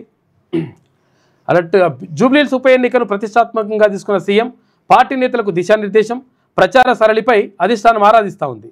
ఈ వారం రోజులు క్షేత్రంలోనే ఉంటారంట మంత్రులు, ముఖ్య నాయకులు. 100 మంది ఓటర్లకు ఇన్ఛార్జ్, మహిళా ఓటర్ల బాధ్యత మీనాక్షికి, తర్వాత 7 మహిళా నేతలకు ఇచ్చినట. అజారుద్దీన్కు మైనార్టీ సంక్షేమం, పబ్లిక్ ఎంటర్ప్రైజెస్ శాఖలు కేటాయిస్తూ ప్రభుత్వం ఉత్తర్వులు జారీ చేసింది. నా బెంచ్ను తప్పించుకునే ఎత్తుగడ అని చెప్పేసి ఇక్కడ సుప్రీంకోర్టు ప్రధాన న్యాయమూర్తి బిఆర్ గవాయ్ అంటున్నాడు. అంటే నా బెంచ్కుంటే ఒక రకంగా తీర్పు వస్తుంది, ఇంకో రకంగా బెంచ్కి మార్చే ప్రయత్నం చేస్తున్నారు కేంద్ర ప్రభుత్వం అని చెప్పేసి ఆయన ఆరోపిస్తూ ఉన్నాడు. ఇంకో ఇటువంటి పరిస్థితి ఉందంట. విచారణ చివరిలో విస్తృత ధర్మాసనాన్ని కోరడమా? కేంద్ర ప్రభుత్వంపై సీజీఐ జస్టిస్ బిఆర్ గవాయ్ ఆగ్రహం వ్యక్తం చేసింటూ వాదనలు ముగించాకే నిర్ణయం తీసుకుంటారని స్పష్టీకరణ. ట్రిబ్యునల్ సంస్కరణల చట్టంపై విచారణ 7కు వాయిదా వేసిరు. ఇక సిగాచి మృతులకు ₹1 కోటి ఇచ్చారా అంటే ఇయ్యలేదు. ఏది ఇక్కడ పటాన్ చెరువు దగ్గర దండుమైలారమా ఎన్నో అప్పుడు జరిగే కదా, కెమికల్ ఫ్యాక్టరీ మొత్తం ఇట్లా పేలిపోయి చాలామంది చనిపోయారు కదా. దానికి సంబంధించి ₹1 ఇస్తామని చెప్పారు. అప్పుడు ముఖ్యమంత్రి పోయి కూడా ప్రకటించిండు. ఇప్పటి వరకు ₹1 లేదు, రూపాయి లేదట. ప్రమాద బాధ్యులను అరెస్ట్ చేయలేదేం? ప్రమాదానికి బాధ్యత వహిస్తూ వాళ్ళని అరెస్ట్ చేయాలి కదా. రాష్ట్ర ప్రభుత్వాన్ని ప్రశ్నించిన హైకోర్టు నిపుణుల కమిటీ నివేదికపై 2 వారాల్లోగా అఫిడవిట్ దాఖలు చేయండి, బాధితులకు ఇప్పటిదాకా చెల్లించిన పరిహారం వివరాలను తెలియజేయండి. సర్కార్ను ఆదేశించిన న్యాయస్థానం తదుపరి విచారణ 27 తారీఖు వాయిదా వేసింది. ఇక ఎస్ఎల్బీసీ సొరంగానికి టైగర్ రిజర్వ్ అడ్డంకి లేనట్టే. న్యూ ఆస్టైన్ విధానంలో తవ్వకం 4 మీటర్ల వరకే బ్లాస్టింగ్ వేవ్స్ పరిమితం అవుతాయట. పని ప్రారంభించాకే ఆడిట్స్ ఏర్పాటుపై స్పష్టత. షీర్ జోన్ ఉంటే క్రాస్ సెక్షన్ చేసుకొని టన్నెల్ తవ్వకాన్ని పూర్తి చేసే దిశగా కసరత్తు అని చెప్పేసి నిపుణులు అంటున్నారు. వారంలో సర్వే పూర్తి, తర్వాత 15 రోజుల్లో నివేదిక ఇస్తారట. ఇది ఎస్ఎల్బీసీకి సంబంధించి. ఇక డాక్టర్స్ డ్రగ్స్ దందా అని చెప్పేసి చూసుకోవచ్చు. ఇందాక చూసినాక మనం మత్తుకు బానిసై స్నేహితులతో కలిసి వ్యాపారం చేసినట. 3 లక్షల విలువైన మాదక ద్రవ్యాలు స్వాధీనం, వైద్యుడిని అరెస్ట్ చేసిరు. పరారీలో మరో 3 ఉన్నారు. గచ్చిబౌలిలో డ్రగ్స్ పార్టీ భగ్నం చేసినట పోలీసులు. నైజీరియన్ సహా 11 మంది అరెస్టు, 6 లక్షల డ్రగ్స్ సీజ్ చేసిరట. ఈ వేదన తీరనిది. ప్రమాద ఘటన నుంచి తేరుకోలేకపోతున్న బాధితులు. పాపం మొన్న జరిగినటువంటి బస్సు ప్రమాదానికి సంబంధించి సొంతూరులో బస్సు ప్రమాదాల మృతుల అంత్యక్రియలు జరిగినాయి. 3 కూతుళ్ళ మాటను తల్లి విని ఉంటే బతికేవారే. 3 కూతుళ్ళు ఏమన్నారంటే ప్రమాదానికి ముందు రోజే వెళ్తామంటే తర్వాత రోజు వెళ్తూ బిడ్డ అని చెప్పేసి తల్లి ఆపిందంట. అందుకే ప్రమాదం జరిగిందని చెప్పేసి ఆ తల్లి బాధపడుతుంది. డ్రైవర్ వెనక సీట్లో కాకుండా నా పక్కనే కూర్చుంటే బతికేదేమో భార్య అని చెప్పేసి భార్య మృతులను తట్టుకోలేకపోతున్న ఓ భర్త. అక్కడ డ్రైవర్ వెనక సీట్లో కూర్చుంది, నేను అసలు యాక్చువల్గా ఇక్కడ సైడ్ కూర్చున్నా, నా పక్క కూర్చుంటే అయిపోతుండే, అక్కడ కూర్చొని ఇప్పుడు ఆగమైపోయాయని చెప్పేసి అట్లా జరగకపోతే బాగుండేమని. బస్సు ప్రమాదంపై నివేదిక ఇవ్వండి, ప్రభుత్వ శాఖలకు టీహెచ్ఆర్సీ ఆదేశాలు జారీ చేసింది. బాధితులకు పరిహారం పంపిణీ చేసిరు. 19 మంది మృతుల కుటుంబాలకు 7 లక్షల రూపాయల చొప్పున సాయం ఇచ్చిండ్రు. ఓ కుటుంబానికి చెక్కు అందజేసిన స్పీకర్ అంట తన వంతుగా ₹1,00,000 ఇచ్చిండు గడ్డం ప్రసాద్ కుమార్. ఇటు హైదరాబాద్ బీజాపూర్ రహదారి విస్తరణ షురూ అయిందంట. ఇదంతా జరిగింది కాబట్టి ఇక ఫీజుపై సిఫారసులకు కమిటీ చేసిండ్రు. 15 మందితో ఉన్నత స్థాయి కమిటీ నియామకం. చైర్మన్గా సంక్షేమ శాఖ ప్రత్యేక ప్రధాన కార్యదర్శి, సభ్యులుగా కంచాయలయ్య, కోదండరాం, పార్టీ ప్రతినిధులు. ఇక ఫీజు రియంబర్స్మెంట్ పథకానికి ట్రస్ట్ బ్యాంకు ఏర్పాటు చేస్తున్నారంట. ఉన్నత విద్యను మెరుగుపరచడానికి సిఫారసులు. 3 నెలల్లో నివేదిక ఇవ్వాలని సర్కార్ ఆదేశాలు జారీ చేసింది. 2వ రోజు కాలేజీలు బంద్ చేసిండ్రు. ఎవరు? ఇక్కడ ప్రైవేటు ఉన్నత విద్యా సంస్థలు. 450 కోట్లు ఇస్తామని చెప్పేసి ప్రభుత్వం అంటే సమ్మె ఆపాలని చెప్పేసి అధికారులు అంటే సగం బకాయిలు ఇస్తేనే ఆపుతామని చెప్పేసి పార్టీ అంటుందట. ప్రైవేట్ కాలేజీల యాజమాన్యాలు కాలేజీలకు తాళాలతో విజిలెన్స్ అధికారులు వెనక్కి పోయారు. రాయదుర్గంలో జ్యూయిష్ బోర్స్ జీఈసీసీ అంట 2 ఏళ్లలో 1000 ఉద్యోగాలు. జర్మనీ కాన్సూల్ జనరల్ వెల్లడి.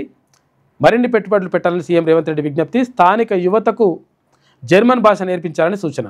సీఎం రేవంత్ రెడ్డితో అమెజాన్ వెబ్ సర్వీసెస్ ప్రతినిధులు భేటీ అయిందని చెప్పేసి ఒక వార్త కనిపిస్తూ ఉంది. అంటే ఇక్కడ ఎందుకు ఏంటంటే అసలు యాక్చువల్గా జర్మన్ భాష ఎందుకు నేర్చుకోవాలంటే అమెరికాలో అసలు యాక్చువల్గా H1B వీసా ఈ రకరకాలుగా నిబంధనలు పెట్టేసి అక్కడ ఉన్నటువంటి విద్యార్థులను ఇబ్బంది పెడతారు కాబట్టి, అక్కడికి ఉద్యోగాల కోసం వెళ్ళిన వాళ్ళు కూడా ఇబ్బంది పడతారు కాబట్టి, అమెరికా అక్కడికి రానివ్వట్లేదు కాబట్టి ఈ సమయంలోనే జర్మనీ ఒక ప్రకటన చేసింది. ఏమన్నదంటే మంచి స్కిల్స్ ఉన్న ఎవరైనా ఉంటే మా దగ్గరికి రండి, మేము ఎటువంటి నిబంధనలు పెట్టాం, మేము మంచి ఉద్యోగ అవకాశాలు కల్పిస్తామని జర్మనీ చెప్తా ఉంది. ఈ నేపథ్యంలోనే జర్మన్ భాష కూడా నేర్చుకుంటే బాగుంటుందని చెప్పేసి ముఖ్యమంత్రి తర్వాత చెప్పినట్టుగా అనిపిస్తూ ఉంది. అకాల వర్షం ఆగమాగం. మార్కెట్లలో తడిసిన పత్తి మక్కలు ఇక అధికంగా తరుగు తీసి కొన్న వ్యాపారులు. రాష్ట్ర వ్యాప్తంగా పలు జిల్లాల్లో జోరు వాన కురిసింది. కరీంనగర్ జిల్లా సిరిసపల్లిలో నీళ్ళలో కొట్టుకుపోయినటువంటి ధాన్యాన్ని ఎత్తుకుంటున్న రైతు దంపతులు. పాపం ఇది బాగా హృదయ విదారకం. ఇది రెండో పెళ్లి చేసుకోవాలంటే మొదటి భార్య వాదన వినండి, ఆమె అభిప్రాయం తెలుసుకున్న తర్వాతే రిజిస్టర్ చేయండి. ముస్లిం వివాహాలపై కేరళ హైకోర్టు సూచించిందట. ఇక గోపీచంద్ హిందూజా కన్నుమూత. లండన్లో చికిత్స పొందుతూ మృతి చెందిన హిందూజా గ్రూప్ చైర్మన్ అంట. ఇక భారతీయులకు కెనడా మొండి చేయి. ప్రతి నలుగురిలో ముగ్గురు విద్యార్థుల వీసాలు తిరస్కరించిందట. తాత్కాలిక వీసాలకు గంపగుత్తగా రద్దు చేసే యోచనలో ఉందట. అదో కథ. ఇది ఆంధ్రజ్యోతిలో ఉన్నటువంటి ప్రధాన కథనాలు. అయితే ఒకసారి శనార్థి తెలంగాణ చూద్దాం. బీసీ రాజ్యాధికారమే లక్ష్యం, సబ్బండ బీసీ కులాల సాధికారతే జయం, ఇస్సా ఇజ్జత్ హుకుమత్ టార్గెట్. ఆ దిశగానే టీఆర్పీ పోరాటం చేస్తుంది. మేము అధికారంలోకి వస్తే విద్యా వైద్యానికి పెద్దపీట వేస్తాం, ఈ రెండు రంగాలకే 40% బడ్జెట్ను కేటాయిస్తాం, జనాభా దామాషా మేరకే టికెట్లు ఇస్తాం, బీసీ సప్లాన్ను 100% అమలు చేస్తాం, మహనీయుల ఫోటోలు మా జెండాపై కాదు, వారు మా గుండెల్లో ఉన్నారు అని చెప్పేసి తీర్మానం మల్లన్న చెప్పిండు. నల్లగొండలో open heart with Mallanna program grand success అయింది.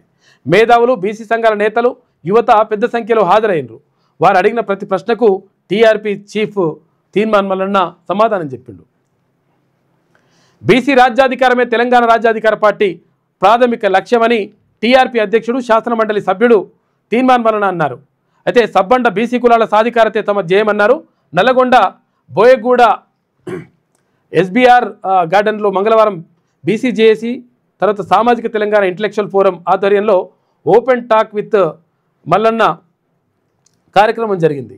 టీఆర్పీ రాష్ట్ర ప్రధాన కార్యదర్శి వట్టే జానయ్య యాదవ్ పర్యవేక్షణలో ఈ ప్రోగ్రాం కొనసాగింది. ఓపెన్ టాక్ విత్ మల్లన్న కార్యక్రమానికి బీసీ మేధావులు, బీసీ సంఘాల నేతలు, యువత పెద్ద సంఖ్యలో హాజరయ్యారు. ఈ సందర్భంగా వారు అడిగిన ప్రశ్నలకు మల్లన్న వివరంగా సమాధానం ఇచ్చారు. బీసీలలో ఐక్యతతోనే రాష్ట్రంలో కొత్త రాజకీయ దశ ఏర్పడుతుందన్నారు. తెలంగాణ రాజ్యాధికార పార్టీ అనేది వ్యక్తుల కోసం ఏర్పడింది కాదని, మహనీయుల ఆశయాల సాధన కోసం మాత్రమే పుట్టిందన్నారు. ఇస్సా ఇజ్జత్ హుకుమత్ తమ లక్ష్యమన్నారు. అనాదిగా బీసీలకు అన్ని రంగాల్లో తీరు అన్యాయమే జరుగుతుందన్నారు. తెలంగాణలో టీఆర్పీ అధికారంలోకి వస్తే విద్యా వైద్యానికి పెద్దపీట వేస్తామన్నారు. ఈ రెండు రంగాలకే మొత్తం బడ్జెట్లో 40% నిధులు కేటాయిస్తామని చెప్పారు. అయితే విద్యార్థుల ఫీజు రియంబర్స్మెంట్ కోసం బడ్జెట్లో 20% అలొకేషన్ చేస్తామన్నారు. రాష్ట్రంలో ప్రభుత్వ పాఠశాలల స్థితిని పూర్తిగా మార్చే ప్రయత్నం చేస్తామని, అందుకోసం అవసరమైన స్పష్టమైన ప్రణాళికలు చేస్తున్నట్టుగా మొత్తం కూడా చెప్పిండు. శ్రీ చైతన్య, నారాయణ శ్రీ చైతన్య వంటి కార్పొరేట్ విద్యా సంస్థలు ఎడ్యుకేషన్ వ్యాపారంగా చూస్తున్నాయని విమర్శించారు. అయితే టీఆర్పీ అధికారంలోకి వచ్చిన వెంటనే ఈ విద్యను పూర్తిగా ప్రభుత్వ పర్యవేక్షణలోకి తీసుకొస్తామని చెప్పేసి ఆయన చెప్పిండు. నిన్న మొత్తం చాలా విషయాలు మాట్లాడిండు. ఇక్కడ బీసీలో చైతన్యం పెరిగిందని చెప్పేసి అన్నాడు.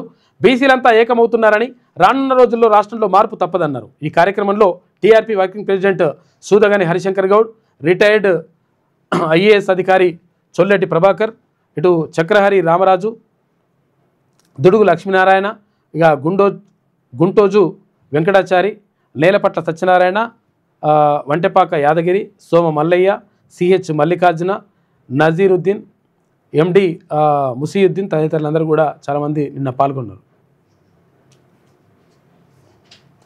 దానికి సంబంధించి ఒకసారి అది ఉందా, అది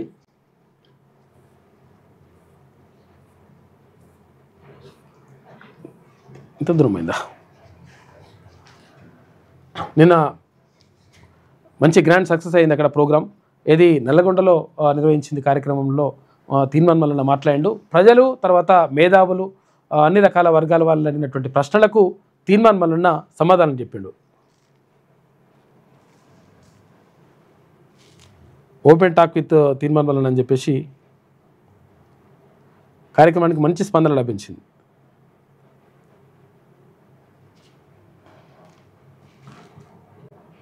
తెలంగాణ ప్రభుత్వమే కేవలం 7% మాత్రమే విద్య కోసం ఖర్చు పెడుతుంది ప్రభుత్వం. ఇది సిగ్గుచేటు. కాబట్టి తెలంగాణ రాజ్యాధికార పార్టీ భవిష్యత్తులో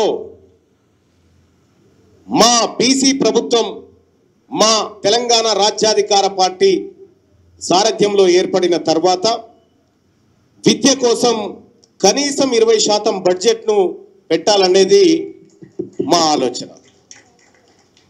విద్యా వైద్యాన్ని కలిపి 40% బడ్జెట్ను పెట్టాలనేది అవి రెండు ప్రాధాన్యత అంశాలుగా తీసుకుంటా ఉంది తెలంగాణ రాజ్యాధికార పార్టీ. సో ఇక కండువాలలో తెలంగాణ రాజ్యాధికార పార్టీ జెండాలో కానీ కండువాలో కానీ లేకపోతే ఆ సింబల్స్ ఎక్కడన్నా కానీ మహనీయుల ఫోటోలు లేవు అనేటువంటి మాట చెప్పడం జరిగింది. బీజేపీ జెండా మీద మహనీయుని ఫోటో ఉండదు, కాంగ్రెస్ జెండా మీద మహనీయుల ఫోటోలు ఉండవు, బీఆర్ఎస్ జెండా మీద ఉండదు. కానీ ఆ మహనీయులు తెలంగాణ రాజ్యాధికార పార్టీ గుండెల్లో ఉన్నారు. ఆ గుండెల మీద నుంచి చేసుకునేటువంటి కండువా ఇది. సో ఇక్కడ మనం అర్థం చేసుకోవాల్సినటువంటి అంశం ఏంటంటే, మేము మహనీయుల ఆశయాల సాధన కోసం పోతున్నటువంటి వాళ్ళం.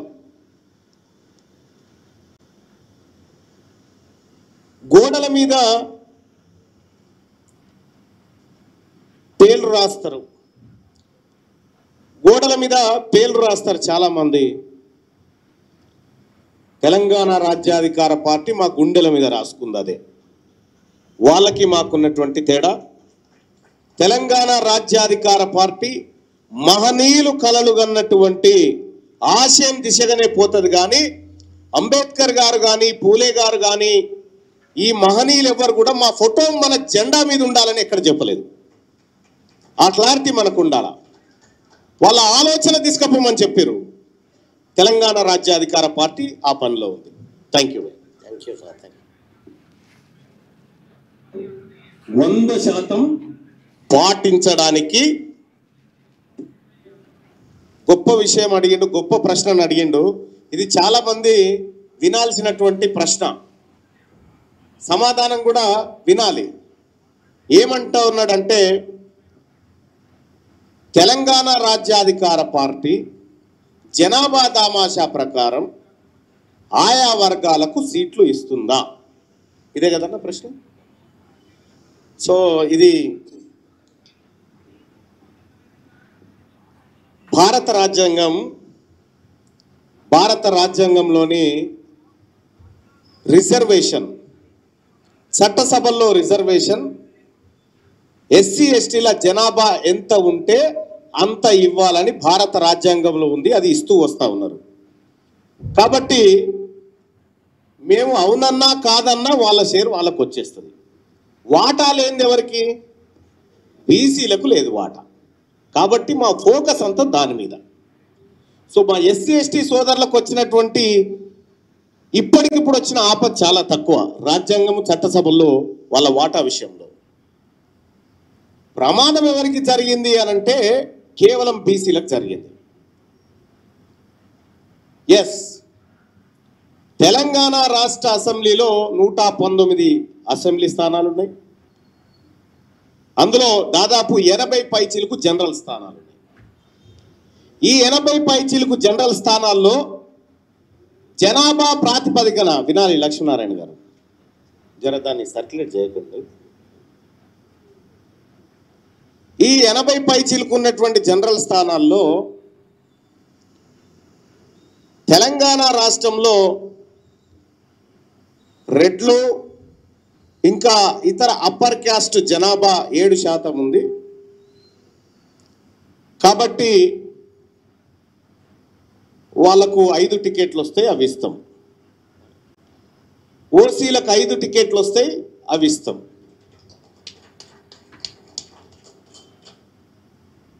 ఇక బీసీల్లో అత్యంత వెనకబడినటువంటి కులాలు ఉన్నాయి, మోస్ట్ బ్యాక్వర్డ్ క్లాసెస్ కులాలు ఉన్నాయి. తెలంగాణ రాజ్యాధికార పార్టీ మా గంగిరెద్దుల ఆయనను కూడా అసెంబ్లీలో టికెట్ ఇస్తుంది, ఆయనని అసెంబ్లీకి తీసుకుపోతుంది. తెలంగాణ రాజ్యాధికార పార్టీ మా ముస్లింలకు కూడా టికెట్ ఇస్తుంది, మా బీసీ ముస్లింలకు ఇస్తుంది, వాళ్ళని చట్టసభకు తీసుకుపోతుంది. తెలంగాణ రాజ్యాధికార పార్టీ మా మహిళలను కూడా వాళ్ళ జనాభా దామాషా ప్రకారం చట్టసభకు తీసుకుపోతుంది. అట్లా జనాభా దామాషా ప్రకారం అందరికి కూడా టికెట్ ఇస్తాం, తర్వాత 100% వాళ్ళని లక్ష్యంగా ముందుకెళ్తామని చెప్పేసి నిన్న తీర్మాన్ మల్లన్న చెప్పిండు. ఇక అజారుద్దీన్కు మైనార్టీ సంక్షేమ శాఖ, పబ్లిక్ ఎంటర్ప్రైజెస్ శాఖ కూడా కేటాయించిండ్రు. ఉత్తర్వులు జారీ చేసిన ప్రభుత్వం హోం విద్యాశాఖలు ఇంకా రేవంత్ వద్దనే ఉన్నాయని చెప్పేసి ఒక వార్త కనిపిస్తూ ఉంది. పవన్ ప్రచారం ఎవరికి ప్లస్ ఎవరికి మైనస్ అని చెప్పేసి ఒక వార్త వేసిండ్రు. ఇక జూబ్లీహిల్స్ ఎన్నికల్లో కీలక పరిణామం, బీజేపీకి మద్దతు ప్రకటించిన జనసేన. కిషన్ రెడ్డి రామచంద్రరావుతో జనసేన తెలంగాణ అధ్యక్షుడు భేటీ, పవన్ ఆదేశాల మేరకే సమావేశం. ఇవాళ ఇరు పార్టీల నేతలు జైన్ అయ్యి ప్రెస్ మీట్ పెడతారట. ఇక పవన్ క్యాంపెయినింగ్పై క్లారిటీ వచ్చింది. పవన్ ప్రచారం ఎవరికి ప్లస్ ఎవరికి మైనస్ అవుతుందని చెప్పేసి దానిపైన చర్చ జరుగుతూ ఉందంట. బీజేపీకి ప్లస్ అవుతుందంటే బీఆర్ఎస్కు మైనస్ అవుతుంది అన్నట్టుగా లెక్క. ఇది ఒకసారి ఒక రకంగా మరి కాంగ్రెస్కు కలిసి వచ్చే అంశమేనము. ఇద్దరు పిల్లల నిబంధన ఎత్తివేత, 3 పిల్లలున్నా పోటీకి అర్హులే. ఆర్డినెన్స్కు గవర్నర్ ఆమోదం. 2 నుంచి 3 రోజుల్లో గెజిట్ పబ్లికేషన్ అంట. స్థానిక ఎన్నికల్లో పోటీ చేసే అభ్యర్థులకు కీలక వెసులుబాటు లభిస్తూ ఉంది. ఇక డీటీ మాయలోడు కాదంట, మామూలోడు కాదంట. ఎవరు? డిప్యూటీ తహసీల్దార్. కొందుర్గు తహసీల్దార్ ఆఫీసులో బయటపడ్డ పోజరీ భాగవతం. ఇక పోజరీ సంతకాలతో పహానీలు పిటి సర్టిఫికెట్లు జారీ చేస్తున్నట్ట డిటి రాకేష్. ఫైల్కు రేటు చొప్పున పైకం వసూలు చేస్తున్నాడు. అన్నీ తెలిసినా తహసీల్దార్ మౌనముద్ర వహించినట్ట. రంగారెడ్డి జిల్లా కొందుర్గు తహసీల్దార్లో చిత్ర విచిత్రాలని చెప్పేసి ఒక కథనం కనిపిస్తుంది. మరిన్ని పెట్టుబడులు పెట్టాలని చెప్పేసి ఇక్కడ ఫార్మా కంపెనీలు తర్వాత ఇవన్నీ కోరారు. ఫార్మా కంపెనీలు మాత్రం తీసుకురాకండి. ఈ ఆటోమొబైల్, ఐటీ ఇవన్నీ మిగతా రంగాలు ఓకే. ఫీజు రియంబర్స్మెంట్ పాలసీపై కమిటీ అంట. సంక్షేమ శాఖ ప్రత్యేక సిఏ చైర్మన్గా ప్రత్యేక కమిటీ చేస్తున్నారు. కమిటీలో కంచాయలయ్య, కోదండరాం చోటు. కాలేజీల నుంచి 3కి సైతం అవకాశం ఇస్తున్నట. ఇక ఉత్తర్వులు జారీ చేసిన ప్రభుత్వం 3 నెలల్లో నివేదిక అందజేయాలని ఒకటి ఆదేశాలు జారీ చేసినారు. ఇక ఛత్తీస్గఢ్లో ఘోర ప్రమాదం జరిగింది. రైలు ప్రమాదం. గూడ్స్ రైలును ఢీకొట్టిన ప్యాసింజర్ రైలు. బిలాస్పూర్ వద్ద సంఘటనలో 10 మంది చనిపోయారట. కంటతడి పెట్టించిన ప్రయాణికుల ఆర్తనాదాలని చెప్పేసి పాపం దారుణం. అసలు లారీ అది బస్సు ప్రయాణమో, ట్రైన్ ప్రయాణమో, విమాన ప్రయాణమో వేయాలంటే మొత్తం భయపడుతున్నటువంటి పరిస్థితి కనిపిస్తుంది. భయం వేస్తుంది పబ్లిక్కి. ఎందుకంటే ఎప్పుడు ఏ ప్రమాదం జరుగుతుందో తెలియదు. భారీ వర్షాలు, అకాల వర్షానికి ఎనుమాముల మార్కెట్లో తడిసిన పత్తి గిట్టుబాటు ధర కోసం రైతుల ఆందోళన. నాగర్ కర్నూలు జిల్లాలో రోడ్లన్నీ జలమయమైపోయినాయి. కరీంనగర్ జిల్లాలో దారుణం. వడ్ల ట్రాక్టర్ను ఢీకొట్టిన బస్సు, 15 మంది ప్రయాణికులు, ట్రాక్టర్ డ్రైవర్కు గాయాలైనాయంట. తిమ్మాపూర్ మండలం రేణికుంట వద్ద ఘటన. బస్సు అతివేగమే ప్రమాదానికి కారణమని తేల్చినట్టు పోలీసులు. డ్రైవర్పై కేసు నమోదు, కొనసాగుతున్న దర్యాప్తు. ఇక రాహుల్ ప్రధాని కాలేరు, లాలూ కుమారుడు కూడా సీఎం కాలేడు. వాళ్ళు గెలిస్తే నిత్యం హత్యలు, లూటీలు. అలాంటి పార్టీలు తుడిచిపెట్టుకుపోతాయని చెప్పేసి బీహార్ ఎన్నికల ప్రచారంలో అమిత్ షా మాట్లాడాడు. పెరిగిపోతున్న పెళ్లి కాని యువత అని చెప్పేసి ఒక ప్రత్యేక వ్యాసం రాసిండు సకినాల సుధాకర్ పటేల్. స్వయం ఉపాధి ఉన్న, మీడియాలో ఉన్నా అని చెప్పేసి ఉన్నా కానీ పెళ్లి చేసుకుంటలేరట. వరకట్నాలు దేవుడెరుగు, వధువు దొరకడమే కష్టంగా ఉందట. పెళ్ళి ఎందుకు, లివింగ్ రిలేషన్ ఉందిగా అని చెప్పేసి మరికొంతమంది అనుకుంటారట. దీంతో పెళ్లి చేసుకుంటలేరని చెప్పేసి ఒక ప్రత్యేక కథనం రాసిండు సకినాల సుధాకర్ పటేల్. ఇక నేటి మాట చూసుకుంటే, ఇద్దరు ముఖ్యమంత్రుల మూర్ఖత్వపు పాలనే తెలంగాణ రాష్ట్రాన్ని అప్పుల కుంపటిగా మార్చింది. ఎందరో వీరుల త్యాగం, ఎన్నో ఏండ్ల పోరాటం, స్వరాష్ట్ర ఆకాంక్ష నెరవేరిన క్షణం సమైక్య పాలనలో నలిగిపోయిన ఆనవాళ్లే ఇప్పటికీ కనిపిస్తున్నాయి. రాష్ట్రం ఏర్పడిందన్న సంతోషం లేదు. నీళ్లు, నిధులు, నియామకాలు సాధించుకున్న ఆనందం లేదు. రాష్ట్రం పేరు మాత్రమే మారిందే తప్ప పరిస్థితులు మారలేదు. ప్రజల స్థితిగతులు మారలేదు. ఎక్కడ వేసిన గొంగడి అక్కడే అన్న సందర్భంగా తయారైంది తెలంగాణ పరిస్థితి. పుష్కలంగా ఆర్థిక వనరులున్న అభివృద్ధి మాట దేవుడెరుగు. 12 ఏండ్ల తెలంగాణ పరిపాలనలో దుబాయ్ వలసలు ఆగలేదు, నిరుద్యోగుల బతుకులు మారలేదు, రైతన్నుల ఆత్మహత్యలు ఆగలేదు, అమరవీరుల కుటుంబాలకు దక్కాల్సిన కీర్తి దక్కలేదు, అధికారం అనుభవించిన నాయకుల ఆస్తులు మాత్రం ఆకాశాన్ని తాకుతున్నాయని చెప్పేసి పెద్దపల్లి రాజన్న నేటిమాట రాసిండు. ఇక బీసీల 42% రిజర్వేషన్ వెంటనే అమలు పరచాలని చెప్పేసి మంచిర్యాల కలెక్టర్కు వినతిపత్రం సమర్పించిన సాధన సమితి నాయకులు. రాజ్యాధికారం అని చెప్పేసి ఒక మధునరి శ్రీశైలం కుర్మ ఒక ప్రత్యేక కవిత రాసినట్టున్నాడు. బానిసల్లా బతకనికైతే మీరు చదవనవసరం లేదు, ఊడిగం చేయడానికైతే బయటకు రానవసరం లేదు, జాతిని తాకట్టు పెట్టడానికైతే మీరు అసలు ఉద్యమించాల్సిన అవసరం లేదు. మీ పొట్టకూటి కోసం, మీ స్వలాభం కోసం, మీ కుటుంబం కోసం ఉద్యమాల పేరు చెప్పి దండుకోనవసరం లేదు. మీరు అనర్హులుగా ఉంటారు. బాబాసాహెబ్ అంబేద్కర్ గురించి 2 ముక్కలు చదివి తెలిసి తెలియని అరమెదడుతో అమాంతం మీకే తెలిసినట్టు 10 మందితో పలచనవ్వకండి. సీజనల్ పనుల లెక్క పార్టీలు పెట్టి వ్యాపారం మొదలు పెట్టకండి. అడుగులు తప్పుగా వేయకండి, ఆలోచన సరిగ్గా చేయండి, అణిగి గంగిరెద్దుల్లా తల ఊపకండి, మనస్తత్వం వదులుకోండి, ఎన్ని అవాంతరాలు ఎదురొచ్చిన బాబాసాహెబ్ అంబేద్కర్ ఉక్కు సంకల్పం మరవకండి అని చెప్పేసి శ్రీశైలం కుర్మ ఒక కవిత రాసినట్టుండు. ఇది శనార్థిలో ఉన్నటువంటి ప్రధాన కథనాలు అయితే ఒకసారి కిమేమంటుందో చూద్దాం. ఇక సోమాజ్ కూడా రోడ్ షోలో పాల్గొన్నట్టుండు అక్కడ కేటీఆర్. కాంగ్రెస్ లేకపోతే ముస్లింలకు దిక్కు లేదు, అగో మా పార్టీతోనే ఇజ్జత్ లేకుంటే లేదు. రోడ్ షోలో రేవంత్ రెడ్డి అనుచిత వ్యాఖ్యలు అని చెప్పేసి ఒక వార్త వేసింది. ఈమె జూబ్లీహిల్స్లో సర్వేలన్నీ వ్యతిరేకంగా ఉండడంతో ముఖ్యమంత్రి ఫ్రస్ట్రేషన్ అని ఇట్లా అంటున్నారు. ఇది సర్కారా రౌడీ దర్బారా, బెదిరించే సీఎం అభివృద్ధి చేస్తారా అని చెప్పేసి కేటీ రామారావు అంటున్నాడు.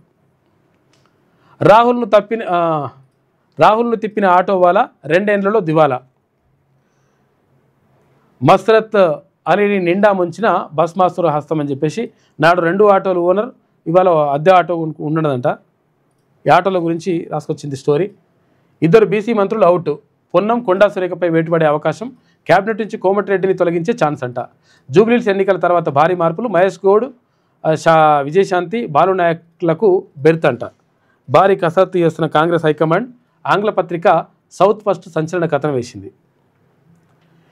ఎవరిని తలంటారో మీకే తెలుసు, మంత్రివర్గ సమావేశంలో ఏం జరిగిందో మీకే మెరక, పెయిడ్ వార్తలు రాస్తే నిజాలు కావు, ఓ పత్రిక విలేకరులు నిలదీసిన ఉత్తమ్ కుమార్ రెడ్డి అంటారు.